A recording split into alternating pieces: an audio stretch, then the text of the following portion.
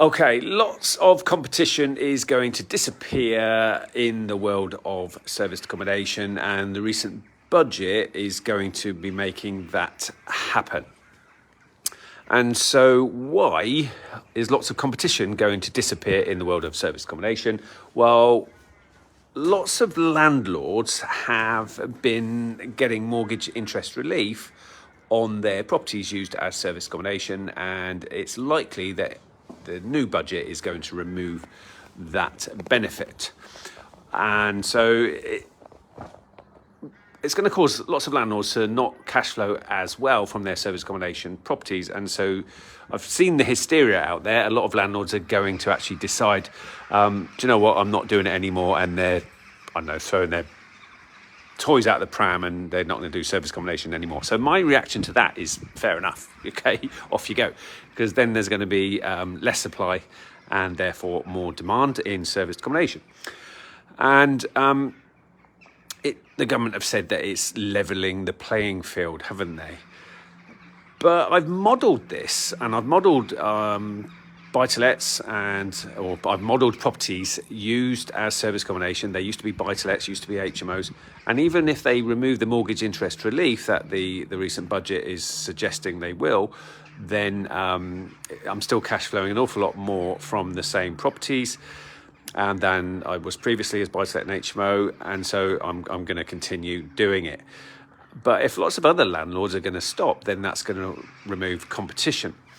And I actually think that it's a good thing that now I've had time to reflect on this. I think it's actually a really good thing that this is happening, because let's face it, it was causing too many people to do service accommodation. You've got lots of amateur landlords out there. When I say amateur, I just mean people that haven't had any proper training in property investing, so they're just flying by the seat of their pants, right? And they have found out, and they sort of jumped, on board with turning their properties into furnished holiday lets and enjoying that mortgage interest relief. But let's face it, that has been flooding the market with lots and lots of SAs. There's literally been, I think, in the last few years, a 40% increase in the amount of short-term rentals. So I actually think that unless the government had done this, then there would have been far too many. So now it's actually going to go in the opposite direction, and I'm literally seeing it on all of the different platforms where people are saying, well, that's it, I might as well just do buy-to-let or HMO instead. Because there's a lot of people out there, a lot of people don't realise this, that lots of people out there are doing Airbnb. They're not even on booking.com. They haven't got their own website. They don't use a channel manager. They haven't got things like Price Labs, pricing software. And so they're not really doing service accommodation very well at all. And so to lose that mortgage interest relief is actually going to be significant for people that aren't actually making that much money. So if they all go away, because let's face it, guests don't know the difference, do they? If they all go away, then that's a good thing for people that are actually treating service accommodation like a business. And the other thing that I want to just draw people's attention to here is that many people that come and do my training in service accommodation, they go into a particular strategy, which is rent to serviced accommodation or let to serviced accommodation, taking a property on a company let and with permission using it as serviced accommodation. Now, what the government did do is they raised the VAT threshold, and so people that are taught how to do service accommodation properly and to go onto the right VAT scheme actually means that you can earn even more without paying VAT, because they've raised the VAT threshold. And one of the things that I used to say to people that come and do my training, or that I've always said, is that you can actually say to landlords who own properties in their own name that if you structure the agreement properly, they can avoid the mortgage interest, so they can benefit from the mortgage interest relief on their property if you do a profit share version. Now, in the future, you're not going to be able to say that because they're removing that mortgage interest relief, aren't they? But the reality of the situation actually is that most landlords still come back with, yeah, but I don't care, I just want fixed rent. And I say, but you'd be able to offset all your mortgage interest if we do a profit share version of rent to SA. And they still come out with, yeah, I don't care, I just want fixed rent. So most people who come and do my training want to do rent to SA.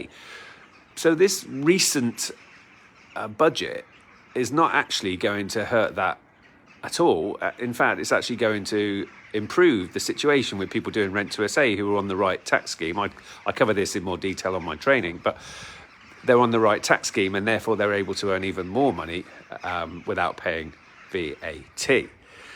And then the other thing to actually talk about, now we're talking about VAT, is that if the government remove all of the trading benefits of service accommodation, if they start going down the road of also not allowing you to claim capital allowances, because I hear people saying that as well, and it might happen, might not. When we get the draft legislation, we'll know the detail of what's going to be changed. Well, if they totally remove all the trading status of SA and make it investing, just investment income like buy-to-let and HMO is, so you can't claim capital allowances either, well, then they're going to have to remove the VATable income side, aren't they? They would have to stop you. Surely they wouldn't be able to make you pay VAT when they've made it investment income. And so I'm quite interested to know and to see exactly what they government announce, but I would expect quite a few lawsuits to happen if they try and remove it all. Including being able to claim capital allowances and offset your mortgage interest, and still expect SA operators to pay VAT on that income. So it's interesting times, and we'll see exactly what happens. I'll obviously keep you updated with my opinions, but let's face it, we'll wait to see what the draft legislation is, and then we'll be able to speak with confidence about what the new budget is going to bring about. And then I will say whether or not I think that that's going to get challenged in the High Court, etc., etc. So interesting times. We'll see exactly what happens. But my initial thoughts on the mortgage interest relief, removal of that for people doing service accommodation, is actually, it's just going to get rid of an awful lot of amateurs that they're no longer going to want to do it because it's not actually for them, because they're not running an SA business professionally. It's not going to make it as good as it was. So that's a good thing. Okay, so hopefully that made sense. Hopefully you found that useful. Here's to your success in service accommodation. If anyone wants to come along and get on board and learn how to do service accommodation properly and treat it like a business and make good money out of it, then actually I think that now is the best time to do it, especially when there's competition leaving the marketplace. So if you do want to come and do some training with me, then say type training in the comments and I will send you a link to get two tickets to come and attend some service accommodation training with me. So just type training in the comments and I'll send you some links. So here's to your success in service accommodation. Remember, your future needs you. Take care.